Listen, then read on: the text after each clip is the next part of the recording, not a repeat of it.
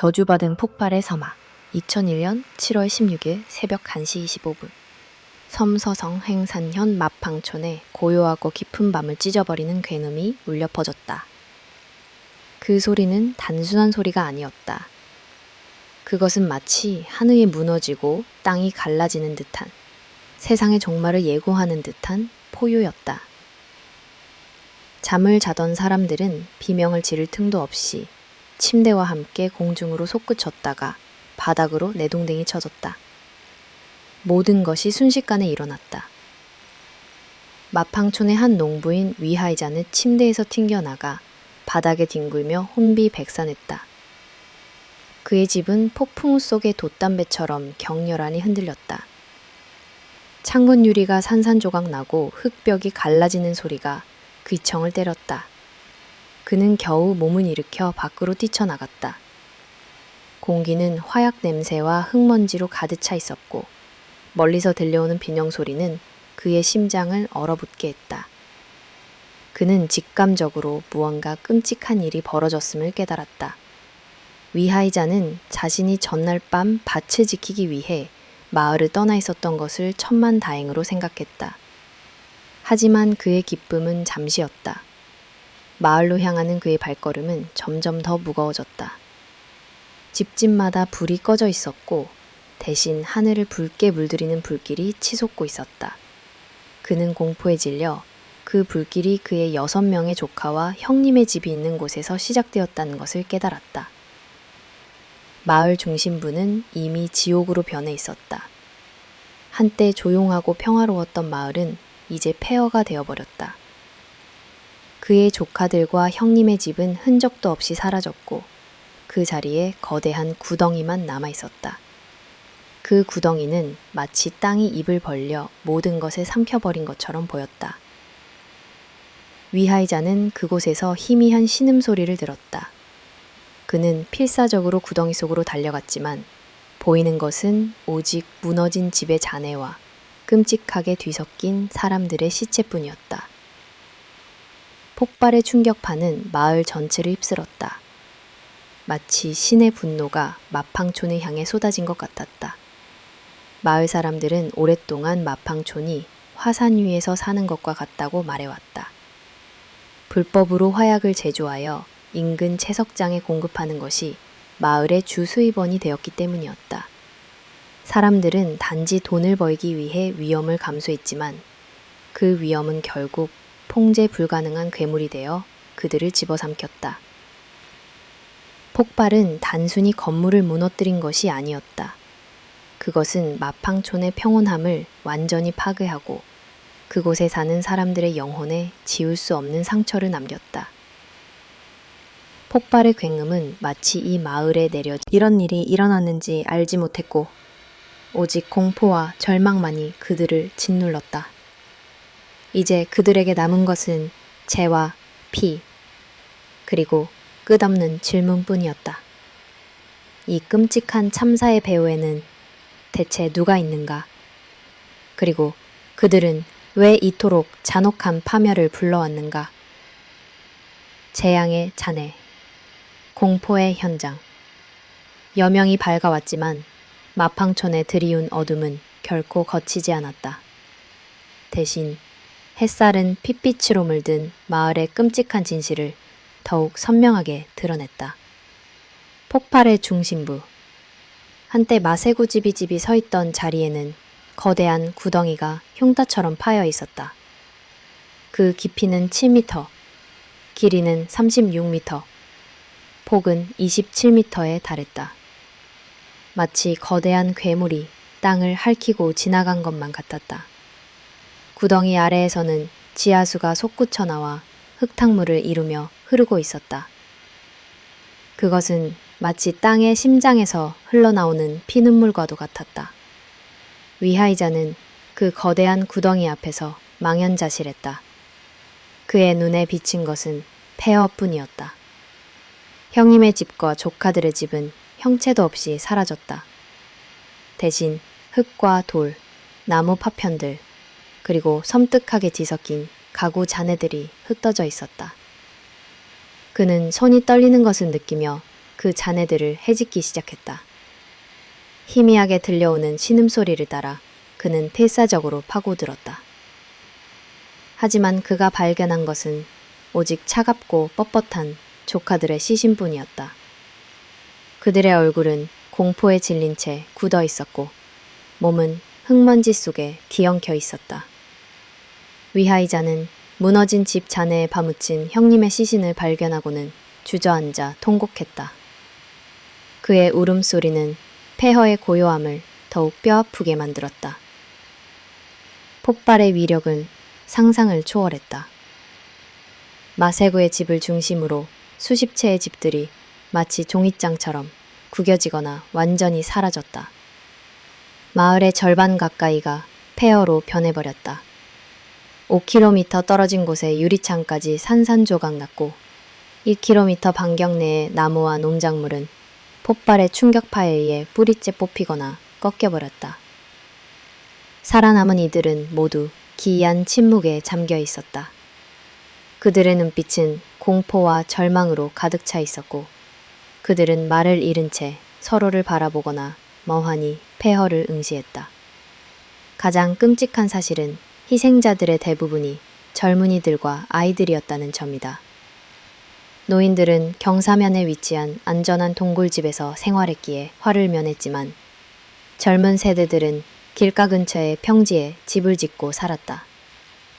폭발의 중심인 마세구의 단어가 현실이 된 가정이 5이나 있었다. 마세구의 가족을 포함해 5가정은 단 한 명의 생존자도 남기지 않았다. 사젤 5가정은 한 명만 겨우 살아남아 가족의 끔찍한 최후를 지켜봐야 했다. 마을 사람들은 서로의 안부를 묻는 대신 조용히 사라진 이들의 이름을 되뇌었다. 마방초는 더 이상 평화로운 마을이 아니었다. 그것은 거대한 무덤이 되어버렸고 그곳에 사는 모든 이들은 산송장이 되어버렸다. 이 재앙의 잔해 속에서 살아남은 자들은 대체 무엇을 위해 살아가야 하는가? 이 질문은 그들의 영혼을 갉아먹는 괴물이 되었다. 히피드의 그림자, 끝나지 않은 고통 태양이 고개를 들었을 때 마팡초는 이미 거대한 무덤으로 변해 있었다. 폐허가 된 마을 곳곳에는 비탄의 그림자가 드리워졌다. 그 어떤 말로도 형용할 수 없는 고통이 생존자들의 영혼을 갉아먹고 있었다. 마둔둔 전날 밤 홀로 밭에 물을 주기 위해 마을을 떠났다. 그 덕에 그는 목숨을 건졌지만 돌아온 그는 지옥을 마주해야 했다. 그의 집은 흔적도 없이 사라졌고 가족 1000명 부모님 안에 2 자녀 남동생 재수씨 그리고 조카까지 사랑하는 이들이 모두 폭발의 희생양이 되었다. 마둔두는 넋을 잃은 채 폐허를 헤매었다. 그는 잔해 속에서 뒹구는 딸의 낡은 인형을 발견하고는 그대로 주저앉아 통곡했다. 그의 울음소리는 하늘을 찢을 듯 처절했다. 그에게는 이제 아무것도 남지 않았다. 살아남았다는 사실은 축복이 아니라 저주였다. 그는 왜 자신만이 살아남았는지 이해할 수 없었다. 차라리 모두와 함께 죽는 것이 더 나았을지도 모른다고 생각했다. 그의 몸은 살아 있었지만 그의 영혼은 이미 가족들과 함께 파묻혀 버렸다.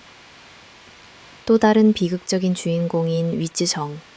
34세의 그는 아내와 함께 폭발로 중상을 입었다. 하지만 그들의 신체적 고통보다 더한 것은 정신적 고문이었다. 그들은 3명의 딸과 1명의 아들을 영원히 잃었다. 위즈성과 그의 아내는 경원 침대에 나란히 누워 서로의 손을 잡고 있었다. 하지만 그들의 눈빛은 공허했다. 그들의 마음은 이미 산산조각 났다. 아이들의 마지막 모습, 마지막 목소리가 귓가에 맴돌았지만 이제 그 모든 것은 잔인한 기억으로만 남았다. 그들은 서로를 바라보며 조용히 흐느꼈다. 그들의 눈물은 단순한 슬픔의 눈물이 아니었다. 그것은 미래가 사라진 희망이 없는 사람들의 절망의 눈물이었다. 마을을 가득 채운 것은 인간의 비탄뿐만이 아니었다. 폭발의 충격은 가축과 가금류에게도 치명적이었다. 시커먼 연기와 흙먼지가 기형 뒤섞인 폐허 속에서 수많은 소와 돼지, 닭과 오리들이 끔찍한 모습으로 죽어 있었다. 그들의 눈은 공포에 질린 채 굳어 있었고 몸은 여기저기 찢겨 있었다. 이 모든 것은 마팡촌의 비극을 더욱 끔찍하게 만들었다. 살아남은 자들은 사랑하는 사람들을 잃었을 뿐만 아니라 그들의 생계를 책임졌던 가축들마저 잃었다. 모든 것이 한순간에 사라져버린 것이다. 마을 사람들은 공통된 악몽에 시달렸다. 그들은 밤마다 폭발의 굉음을 듣고 사랑하는 사람들의 마지막 비명을 들었다. 그들의 마음속에는 영원히 지워지지 않을 상처가 새겨졌다. 마팡촌의 재건은 물리적으로는 가능할지 모르지만 그들의 영혼은 결코 회복될 수 없었다. 이 비극은 단순히 한 마을의 사건이 아니었다. 그것은 인간의 탐욕과 증오가 어떤 끔찍한 결과를 초래할 수 있는지 보여주는 잔인한 경고였다. 그리고 이 모든 고통의 배후에 있는 그림자는 아직 밝혀지지 않은 채 어둠 속에 숨어 있었다. 어둠 속의 추적, 숨겨진 진실. 마팡촌의 비극적인 재앙은 중국 전역을 충격에 빠뜨렸다. 베이징의 공안부에서 파견된 20여 명의 전문가와 기술자들로 구성된 조사단이 현장으로 급파되었다. 그들은 잔해 더미를 샅샅이 뒤지며 폭발의 원인을 밝혀내기 위해 사투를 벌였다. 그들의 임무는 단순히 구조 작업에 그치는 것이 아니었다. 이 끔찍한 사건의 배후에 숨겨진 진실을 파헤치는 것이었다. 현장 조사팀은 폭발의 중심부에서 수거한 물질들을 분석하며 이것이 단순한 사고가 아닌 범죄 행위라는 결론에 도달했다. 폭발의 원인이 된 것은 불법으로 제조된 엄청난 양의 질산 암모늄 화약이었으며 전문가들은 이 화약이 스스로 폭발할 가능성을 배제했다. 이는 누군가 의도적으로 폭발을 일으켰음을 의미했다. 마을 사람들에게는 이미 공공연한 비밀이었지만 마팡촌은 불법 화약 제조의 온상이었다. 그리고 이 끔찍한 폭발은 바로 이 불법적인 행위의 최종적인 결과였다. 조사는 곧바로 마세이라는 인물에게 집중되었다. 그는 폭발의 중심이었던 마세구의 형이었고 그의 집에서 대량의 화약이 발견되었다. 7월 18일 마세핑은 압박을 견디지 못하고 자수했다. 그는 불법 화약 제조 및 은닉 혐의를 인정했다. 그는 공안에게 자신의 산속 공장에서 제조한 수십 톤의 화약을 동생의 집으로 옮겨 숨겼다고 털어놓았다. 그러나 그는 폭발을 일으킨 주체에 대해서는 끝까지 함구했다. 마세핑의 자백은 인증 조사를 시작했다. 그들은 마세핑과 관련된 모든 사람들을 조사했고 그 과정에서 한 인물이 수사관들의 촉을 건드렸다. 바로 마홍칭. 51세의 남자였다. 그는 마팡촌의 미스터리한 인물이었다. 글을 읽고 쓸 줄 모르는 그는 1995년부터 채석장을 운영하며 화약을 직접 제조했다. 그러나 그는 끊임없는 사업 실패와 막대한 빚더미에 시달렸다. 그의 사업 파트너들은 하나둘씩 그를 떠났고 마을 사람들은 그의 평판이 좋지 않다며 그를 멀리했다. 수사관들은 마홍칭이 폭발 사건 직전 마을 사람들과 깊은 갈등을 겪고 있었다는 사실을 포착했다. 그는 특히 류스웨이와 마세핑 등 불법 화약 제조자들과 앙숙이었다. 채무자들이 매일같이 찾아와 빚 독촉을 하자 마홍칭은 극심한 정신적 압박감에 시달렸고 공공연하게 복수를 하겠다는 위협을 일삼았다. 그의 눈빛에는 광기와 증오가 서려 있었다. 수사관들은 직감적으로 마홍칭이 이 끔찍한 사건과 연관되어 있을 가능성이 높다고 판단했다. 그러나 아직 그를 범인으로 지목할 명확한 증거는 없었다. 그들은 어둠 속에 숨겨진 마홍칭의 진실을 파헤치기 위해 조용히 그의 뒤를 쫓기 시작했다. 마팡촌의 공포는 아직 끝나지 않았다. 진범이 밝혀질 때까지 마을은 영원히 비극의 그림자 속에 갇힐 것이다.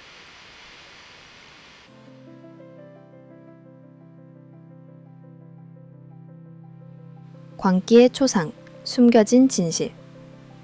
마홍칭은 겉으로는 평범해 보이는 총부였다.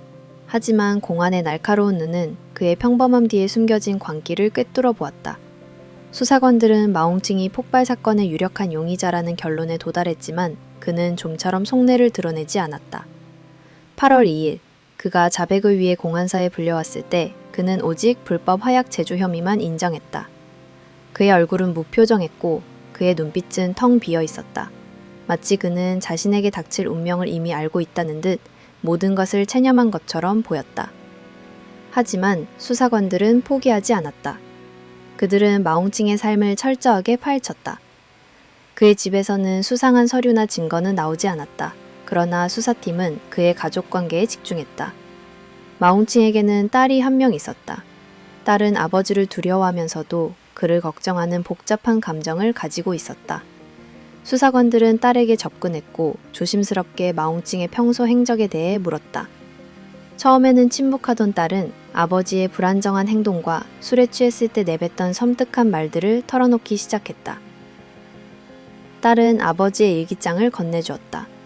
그 일기장에는 어린아이의 서툰 글씨로 아버지의 밥장한 놈이 행동에 대한 기록이 빼곡하게 적혀 있었다.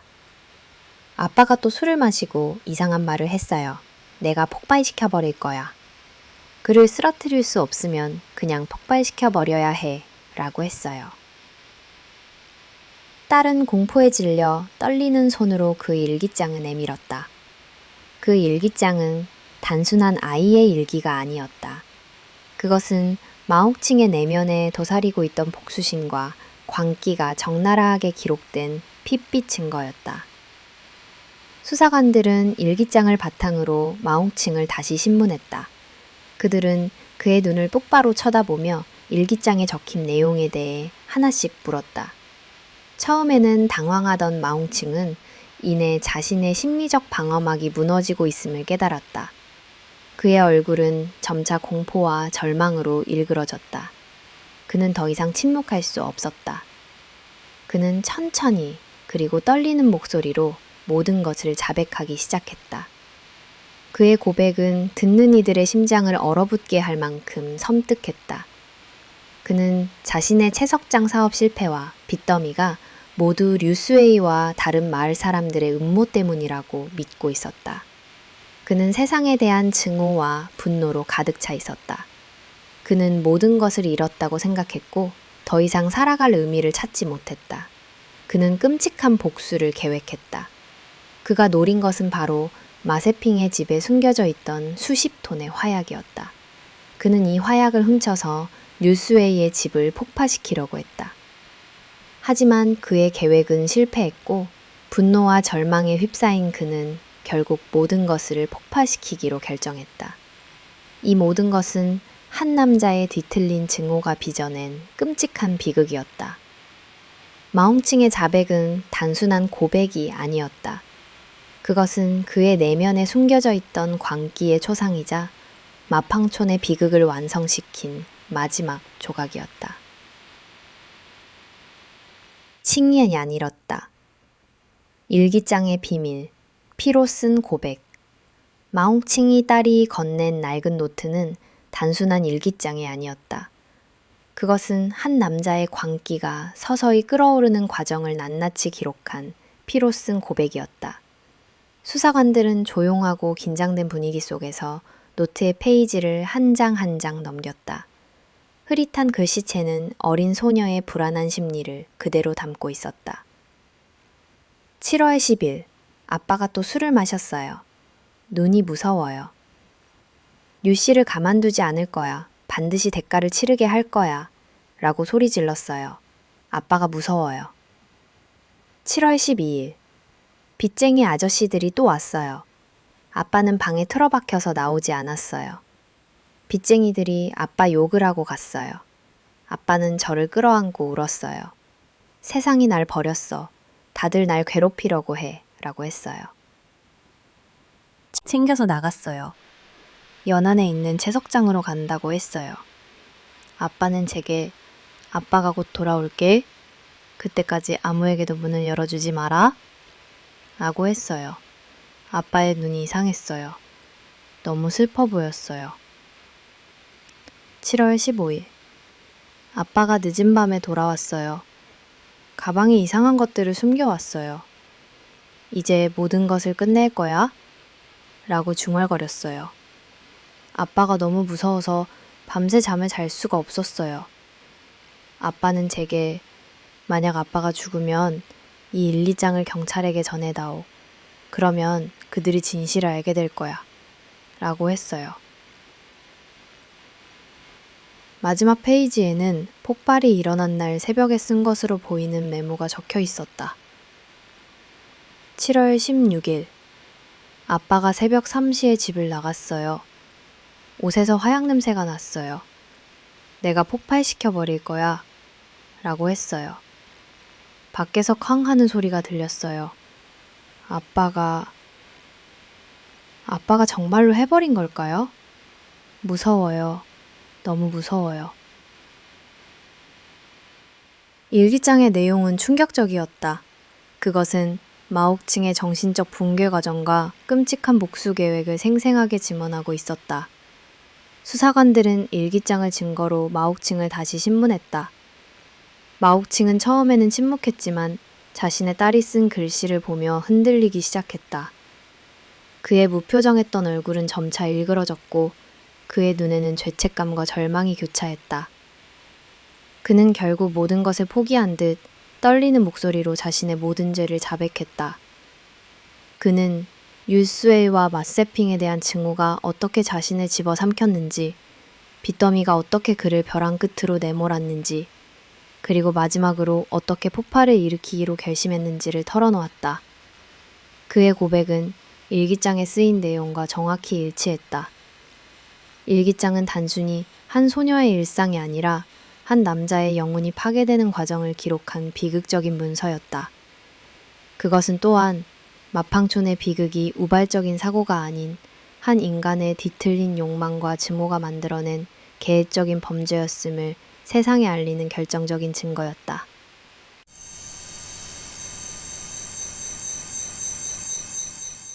2001년 8월 16일, 마옥칭은 섬서성 위린시 검찰원에 의해 기소되었다. 기소장에 적힌 그의 범행 동기와 과정은 듣는 이들의 등골을 오싹하게 만들 만큼 섬뜩했다. 지난 몇 년간 사업 실패와 감당할 수 없는 빚더미에 시달리던 그는 깊은 절망의 구렁텅이에 빠졌다. 그는 자신의 모든 불행이 율스웨이와 같은 마을 사람들이 꾸민 음모 때문이라고 확신했다. 그의 마음속에는 복수심이라는 씨앗이 자라나 독버섯처럼 퍼져나갔고 15일 마헉칭은 자신의 채석장이 있는 예난시에서 2개의 뇌관과 14m의 도화선을 가지고 돌아왔다. 그의 손은 떨리고 있었지만 그의 눈은 차가운 결의로 빛났다. 그는 계획을 실행하기 위해 마세긴의 집으로 향했다. 그곳은 마세핑이 불법으로 제조한 수십 톤의 화약이 은닉되어 있는 장소였다. 마헉칭의 원래 의도는 화약을 훔쳐 류스웨이의 집을 폭파시키는 것이었다. 그는 어둠 속에 숨어 마세킨의 집으로 잠입했다. 창문은 철사로 굳게 묶여 있었고 겨우 손만 집어넣어 화약을 만져볼 수 있을 뿐 가져갈 수는 없었다. 그의 계획은 시작부터 좌절되었다. 절망이 그의 영혼을 덮쳤다. 10만위안이 넘는 빚, 수년간 이어진 비참한 삶이 그의 머릿속을 스쳐 지나갔다. 그는 이제 아무것도 잃을 것이 없다고 생각했다. 이대로 살아봐야 무슨 의미가 있나? 차라리 죽어버리는 게 낫지. 광기가 그의 이성을 집어삼켰다. 그는 땅에 떨어진 나뭇가지를 주워 화약봉지에 작은 구멍을 냈다. 그리고 준비해온 도화선에 뇌관을 연결하고 불을 붙였다. 불꽃이 서서히 타들어가는 것을 보며 그의 심장은 미친 듯이 뛰었다. 그는 뇌관을 화약봉지 안으로 밀어 넣었다. 그 순간 그의 머릿속에 성광처럼 한 가지 생각이 스쳐 지나갔다.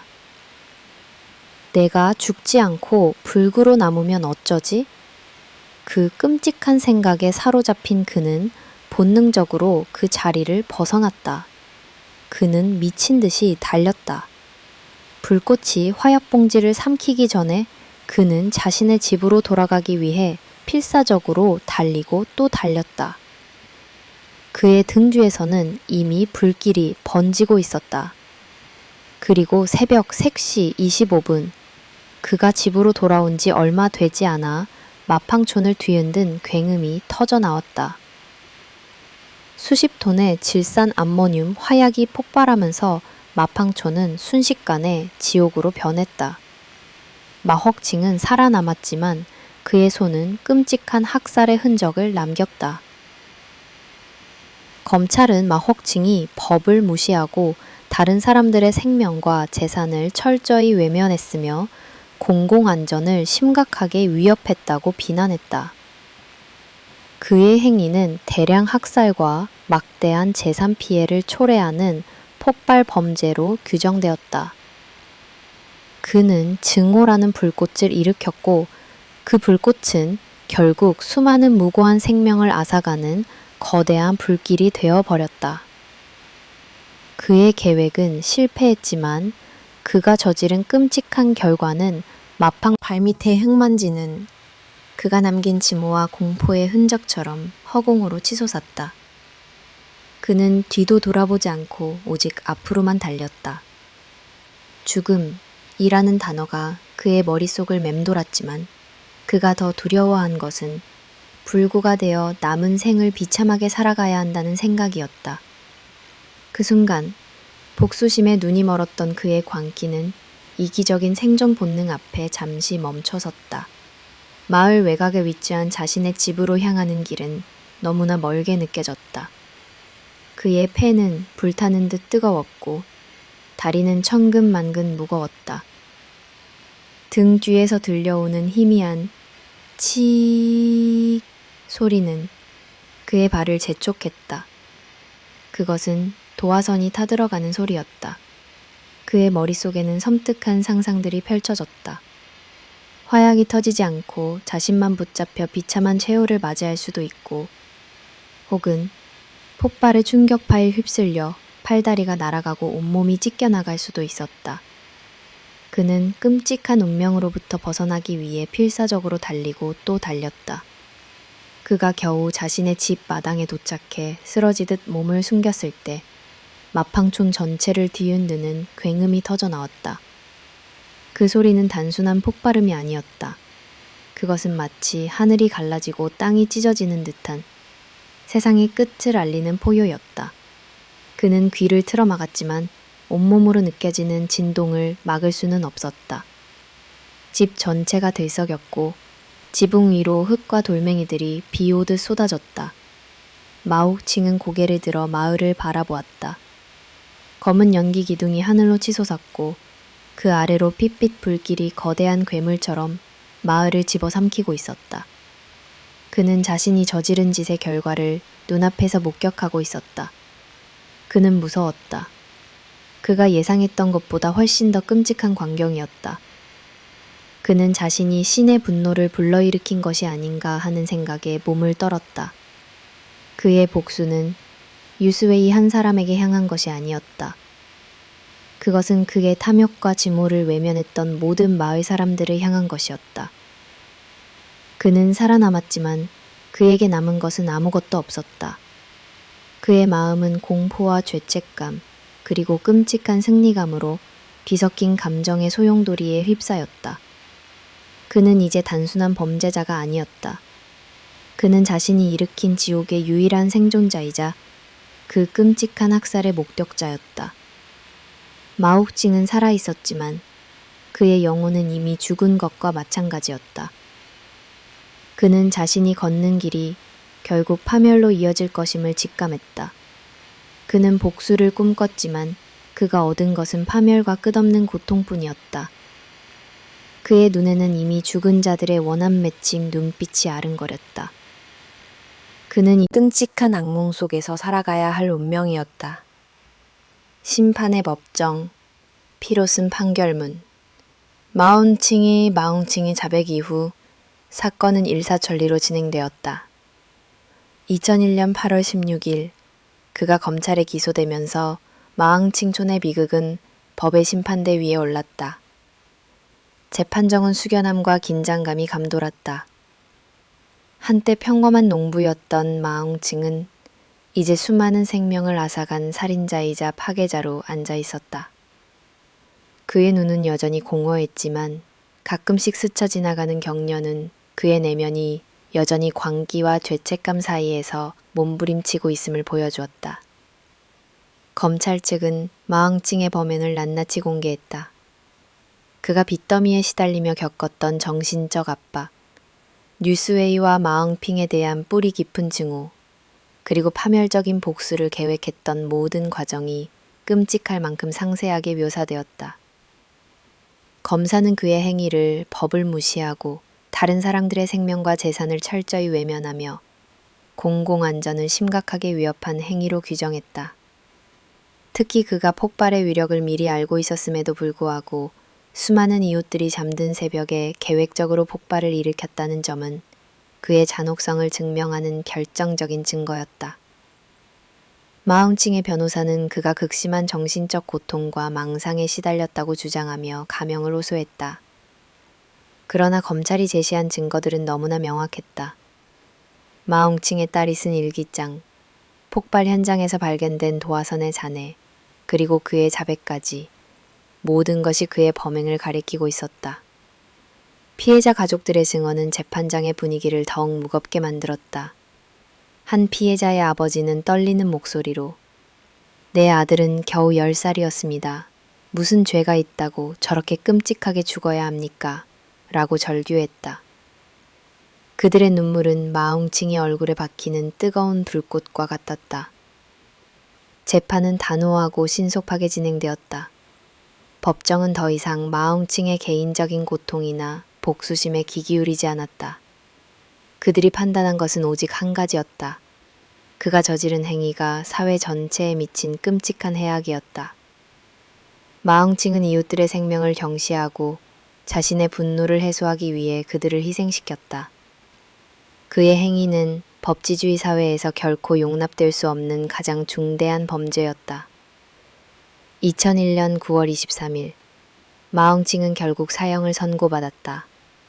재판장이 사형을 선고하는 순간 마흥칭의 얼굴은 창백하게 굳어졌고 그는 힘없이 고개를 떨궜다. 마흥칭과 그의 공범 역시 불법 폭발물 제조 및 판매 혐의로 사형을 선고받았다. 이 판결은 마흥촌의 비극에 대한 법의 심판이자 불법과 끔찍한 결과를 초래하는지 보여주는 냉혹한 경고였다. 피로 쓴 판결문은 마헉칭에게 내려진 최후의 선고였지만 그것은 동시에 마팡촌의 비극을 지켜본 모든 사람들에게 던지는 무거운 질문이기도 했다.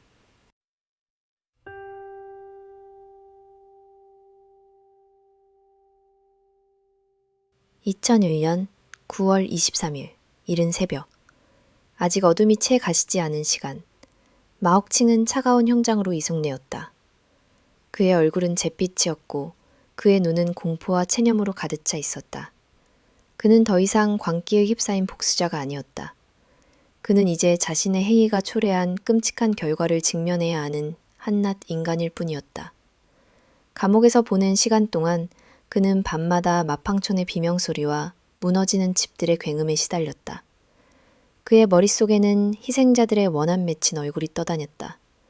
그가 죽음으로부터 달아났던 그날 밤의 기억은 이제 가장 잔인한 형벌이 되어 그를 괴롭혔다. 사형 집행관들은 그에게 마지막 한마디를 물었지만 그는 아무 말도 하지 못했다. 그의 입은 굳게 바물려 있었고 그의 목은 공포에 질려 뻣뻣하게 굳어 있었다. 그는 자신의 죄를 뉘우치기는커녕 자신이 초래한 파멸의 무게에 짓눌려 있었다. 그는 복수를 꿈꿨지만 그가 얻은 것은 죽음뿐이었다. 자신의 삶을 송두리째 파괴했던 증오가 결국 자신의 목숨까지 앗아가는 차가운 칼날이 되어 돌아온 것이다. 마옥칭은 눈을 감았다. 그의 머릿속에 마지막으로 떠오른 것은 딸의 불안한 얼굴과 낡은 일기장이었다. 그는 그 일기장에 자신의 광기와 죄책감을 담아냈지만 그것은 결국 자신을 향한 심판의 증거가 되었다. 그는 딸에게 진실을 남겨주고 싶었지만 그 진실은 딸에게 평생 씻을 수 없는 고통을 안겨줄 것이었다. 그의 눈에서 한 줄기 눈물이 흘러내렸다. 그것은 참회나 슬픔의 눈물이 아니었다. 그것은 자신의 어리석음과 탐욕, 그리고 증오에 대한 씁쓸한 깨달음의 눈물이었다. 총성이 울렸다. 짧고 굵은 소리는 마옥칭의 목숨을 앗아갔다. 그의 몸은 힘없이 무너져 내렸고 그의 피는 차가운 땅을 적셨다. 그가 흘린 피는 수많은 희생자들이 흘린 피에 비하면 너무나 미미했다. 그의 죽음은 마팡촌의 비극을 끝내지는 못했다. 그것은 단지 법의 심판을 집행했을 뿐이었다. 마을 사람들은 마옥칭의 죽음 소식에 안도했지만 그들의 고통은 사라지지 않았다. 그들의 마음속에는 여전히 폭발의 상처가 깊이 박혀 있었고 그 상처는 결코 아물지 않을 것이었다. 마옥칭의 죽음과 함께 마세핑과 그의 공범들 또한 사형에 처해졌다. 불법적인 탐욕과 이기심으로 차례에 이어 가득 찼던 그들의 삶은 한순간에 막을 내렸다. 그들은 모두 자신들의 행위에 대한 대가를 치렀다. 그러나 그들의 죽음은 마팡촌의 비극을 지켜본 모든 사람들에게 경고의 메시지를 남겼다. 탐욕과 무관심이 어떤 끔찍한 결과를 초래하는지, 그리고 개인의 이익을 위해 타인의 생명을 경시하는 행위가 결국 어떤 파멸로 이어지는지를 보여주는 잔인한 교훈이었다. 마혹칭의 복수는 실패했고 그가 남긴 것은 자신의 피로 얼룩진 차가운 비석뿐이었다. 무능의 대가, 썩어버린 뿌리 마팡촌의 비극은 마혹칭이라는 개인의 광기에서 비롯된 것처럼 보였지만 사건의 진실은 그보다 훨씬 더 깊고 복잡했다. 수사가 진행될수록 이 끔찍한 참사가 단순한 범죄 행위가 아니라 지방 정부의 총체적 무능과 부패가 낳은 비극임이 드러났다. 폭발 사건은 마팡촌을 하룻밤 만에 유명하게 만들었지만 그 명성은 누구도 원치 않는 오명이었다. 수사관들은 마팡촌에 만연했던 불법 화약 산업의 실태를 파헤쳤다. 수년 동안 이 평범한 농업 마을은 비밀리에 화약 제조의 온상이 되어 있었다. 주민들은 위험을 알면서도 엄청난 이익을 위해 화약을 만들었다. 정부는 여러 차례 단속과 금지령을 내렸지만 그것들은 말뿐인 허울에 불과했다. 일부 가정은 이미 기업 수준으로 생산 규모를 확장했고 불법 화약은 인근의 소규모 탄광으로 유통되었다. 정부의 단속이 강화되자 이들은 화약 제조 공장을 산속으로 옮기거나 심지어 완성된 화약을 집안에 숨겨두기 시작했다. 마세핑이 그랬던 것처럼. 이러한 상황은 명백한 관리 부실을 의미했다. 2001년 4월 지역 안전 생산 점검에서 마세핑의 불법 화약 공장은 봉쇄 조치되었다. 그러나 봉쇄는 형식적이고 허술했다. 봉쇄된 공장임에도 불구하고 마세핑은 비밀리에 화약을 자신의 동생 집으로 옮길 수 있었다. 이는 당국이 안전 규정을 얼마나 안일하게 여겼는지 보여주는 명백한 증거였다. 폭발의 뇌관은 마혹징의 손에 있었을지 모르지만 그 화약을 폭발 가능한 상태로 방치한 것은 다름 아닌 정부였다. 사건의 파장은 일파만파로 커졌다. 7월 18일 폭발 사건 발생 이틀 만에 횡산영 공안국장이 직무에서 해임되고 구금조사를 받게 되었다. 뒤이어 마을 경찰서장과 부서장 역시 형사구금되었다. 이들은 불법 화약 제조 및 은닉을 눈감아준 혐의를 받았다. 그들은 주민들의 위험한 행위를 알고 있었지만 묵인하거나 제대로 된 조치를 취하지 않았다. 그들의 무관심은 수십 명의 무고한 생명을 앗아가는 비극의 씨앗이 되었다. 7월 30일 섬서성 정부는 공식 성명을 발표했다. 정부는 비록 폭발의 직접적인 원인이 인간의 파괴 행위였지만 관료주의와 형식주의와 같은 심각한 문제를 드러냈다고 인정했다. 중앙정부와 성정부의 거듭된 지시에도 불구하고 일부 지방정부와 부서는 안전조치를 제대로 이행하지 않았다. 그들은 단순히 서류상의 보고에만 치중했고 실질적인 위험에는 눈을 감았다. 그들의 무관심과 태만은 마팡촌을 지옥으로 만들었다. 이 폭발은 단순히 한 마을의 비극이 아니었다. 그것은 끝나지 않는 비극, 재앙의 유산, 마팡촌의 끔찍한 폭발은 한 개인의 복수심과 정부의 무능이 빚어낸 비극적인 결말이었다. 마홍칭가 사형과 관련 공무원들의 처벌로 사건은 일단락되었지만 마팡촌에 남겨진 상처는 결코 아물지 않았다. 이 사건은 단순한 범죄나 재앙이 아니라 인간의 탐욕과 증오, 그리고 무관심이 어떤 파멸을 초래하는지 보여주는 잔인한 유산이었다. 폭발 이후 마팡촌은 더 이상 평화로운 농촌 마을이 아니었다.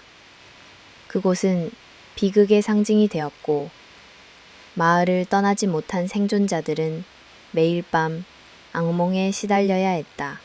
위하이자는 사라진 가족들의 흔적을 찾아 폐허를 헤매었고 마둔두는 텅 빈 집에서 가족들의 유령과 함께 살았다. 그들은 살아남았지만 그들의 삶은 이미 폭발과 함께 산산조각 났다.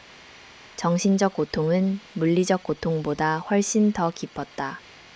마을 사람들은 서로를 불신했다. 누가 불법 화약을 제조하고 숨겼는지, 누가 이 끔찍한 비극의 원인을 제공했는지에 대한 의심과 비난이 싹트기 시작했다. 한때 따뜻했던 공동체는 이제 증오와 불신으로 가득 찬 곳이 되었다. 이 사건은 첨서성 정부에게 뼈아픈 교훈을 남겼다. 폭발 이후 정부는 안전관리 시스템을 전면적으로 개편했다. 불법 화약 제조에 대한 강력한 단속이 이루어졌고 안전규정 위반에 대해서는 무관용 원칙이 적용되었다. 팽사년 전체가 화약 단속의 표적이 되었고 정부는 더 이상 형식적인 봉쇄나 점검에 그치지 않았다. 모든 불법 화약 공장을 폐쇄하고 숨겨진 화약들을 찾아내 파괴했다. 그러나 이러한 노력은 이미 너무 늦은 뒤였다. 마팡촌의 희생은 새로운 정책의 토대가 되었지만 그 대가는 너무나 비쌌다. 마팡촌의 비극은 시간이 흐르면서 전설처럼 전해졌다. 그것을 끊임없이 이야기했다. 이 이야기는 단순한 교훈이 아니라 생존자들이 짊어진 영원한 짐이었다. 그들은 잊을 수 없었고 잊어서도 안 된다고 생각했다. 마팡촌은 재건되었지만 마을의 영혼은 회복되지 않았다. 새로운 집들이 세워지고 밭은 다시 경작되었지만 폭발의 흉터는 여전히 마을 곳곳에 남아 있었다. 거대한 구덩이는 영원히 메워지지 않는 공동묘지처럼 보였다. 그곳은 내일 아침 안개 속에 숨겨져 있었지만 마을 사람들은 그 존재를 결코 잊을 수 없었다. 이 비극은 마팡촌에 영원한 상처를 남겼고 그 상처는 앞으로도 수많은 세대에 걸쳐 전해질 것이다. 마팡촌의 이야기는 인간의 탐욕이 어떻게 개인과 사회 전체를 파멸로 이끄는지 보여주는 가장 끔찍하고도 명백한 증거로 남았다.